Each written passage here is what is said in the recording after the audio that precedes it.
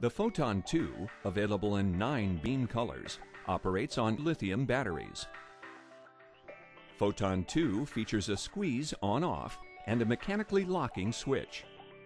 To replace the batteries, you'll need a small Phillips head screwdriver. For easier installation, remove the key ring. First, remove the screws from the back case using firm pressure.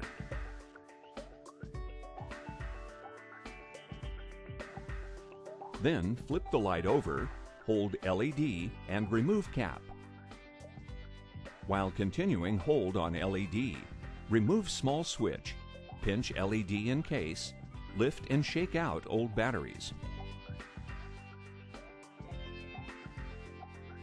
Replace batteries with negative side up.